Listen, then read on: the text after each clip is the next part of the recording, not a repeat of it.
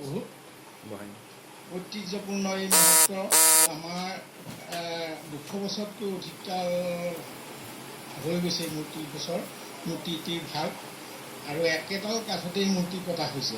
কোনো কাঠত এডাল মানে কঁঠাল কাঠৰ গুৰিত কটা হৈছে, কোনো জইন নাই, তাৰমানে কোনো জইন নোহোৱাকৈ কটা হৈছে আৰু 200 বছৰতকৈ অধিক কাল কটা হৈছে। আমাৰ গাঁৱৰ 100 বছৰতকৈ অধিক কাল ইতিমধ্যে হৈ গৈছে। মানে আমাৰ এটা প্ৰবন্ধ আছে মহাকাব্য আৰু কামায়নী আৰু অন্যান্য, সেইখন আপোনাক মই দিম। আৰু সেই মূৰ্তিভাগত আমাৰ এজন গাঁৱৰ খনিকৰ আছিলে, মেৰেও খনিকৰ তেওঁৰ নাম। এই মেৰেও খনিকৰে এই মূৰ্তিভাগ কাটিছিল বুলি কয়।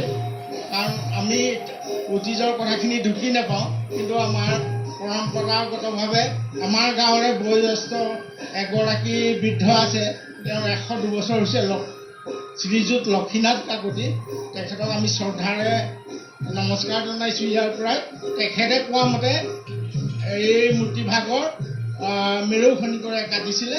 আৰু এটা প্ৰবাদ আমি পাইছোঁ যে তেজপুৰৰ বৰালীমৰা সত্ৰৰ সত্ৰাধিকাৰ বাবে এই মূৰ্তিভাগ কটাইছিলে। এতিয়াতো আপোনালোকৰ ইয়াত বোকা খেঁচা ভাওনাৰ প্ৰাক প্ৰস্তুতি চলি আছে।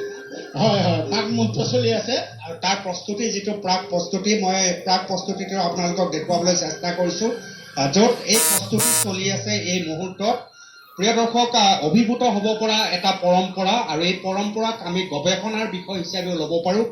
যে মই আকৌ কৈছোঁ,